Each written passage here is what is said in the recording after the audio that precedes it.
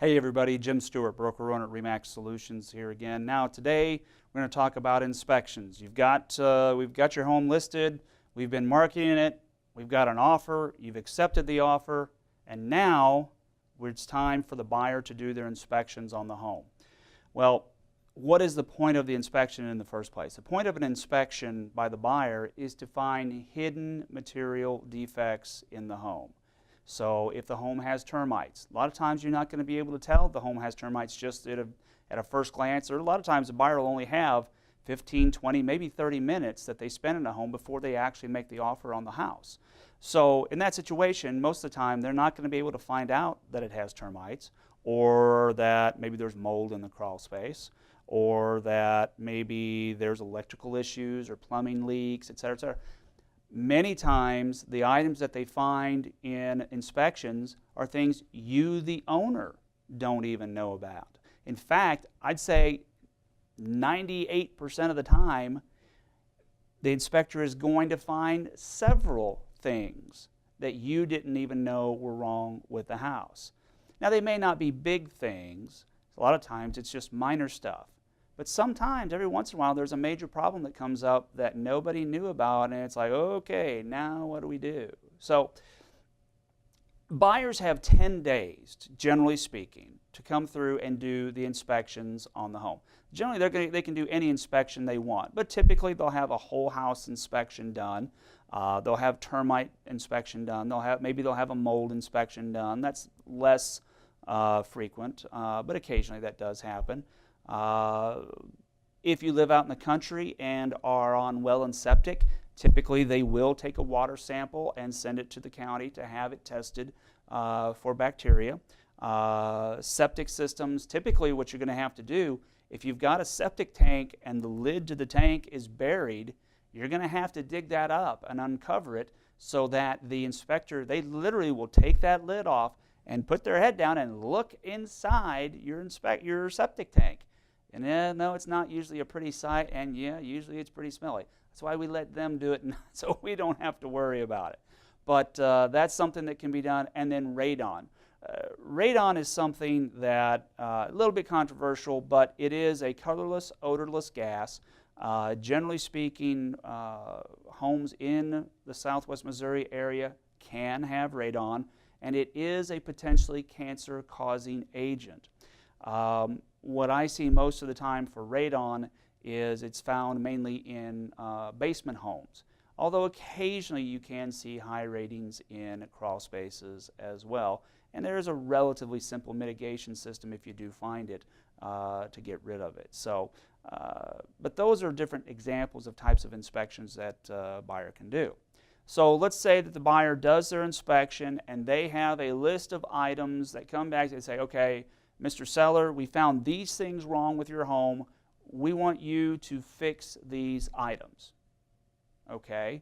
So now, you have 4 choices.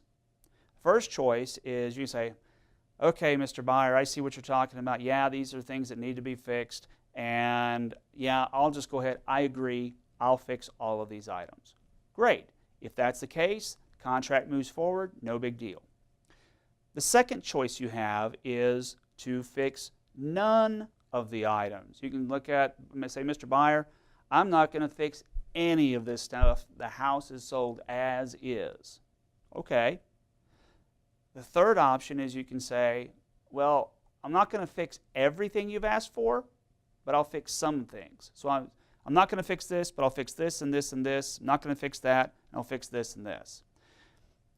If you choose to fix none of what they asked for, or only some of what they asked for, in most cases, the buyer has the right to terminate the contract, get their earnest money back, and there's nothing you can do about it. They can just walk. So think long and hard before you do that, especially if you've had trouble getting an offer in the first place. Think long and hard before you say, I'm not going to fix any items. Because remember, too, if the items are truly material defects, and that's a discussion we can have as to what is and what isn't a material defect. But if they are truly material defects, by law, you've got to disclose those to any future buyers as well. So you may not want to fix it, but if you've got to disclose it to future buyers, and the future buyer, all future buyers are going to be like, hey, I'm not buying a house like that. Well, if it's something you're going to have to get fixed, you might as well fix it for this buyer that you know you've got on the hook right now, rather than hoping and praying that you can get another buyer at a similar or better price, because you may and you may not. There's no way to know for sure because nobody's got a crystal ball to tell the future. So the fourth option that you have is say, okay, Mr. Buyer, I'm not going to fix any of this stuff, but what I'll do instead is reduce the price by a certain amount. Now, that just becomes a matter of negotiation. You know, we talked about negotiating the contract in the last video. In reality, there are at least 3 different points at which negotiations can occur during a transaction. Obviously, up front, when you get the offer in the first place, typically you negotiate back and forth on price and terms. Second time you can negotiate is on inspections and repairs to be made. But again, once you make the repairs, and typically you've got until closing to make the repairs most of the time. But let's say that there becomes a difference of opinion of whether or not a repair has truly been done correctly. Well, there can be negotiation towards the end of the contract, again, because of items like that. So just remember that if you do agree to make repairs, they do have to be performed with good quality materials and done in a workmanlike manner.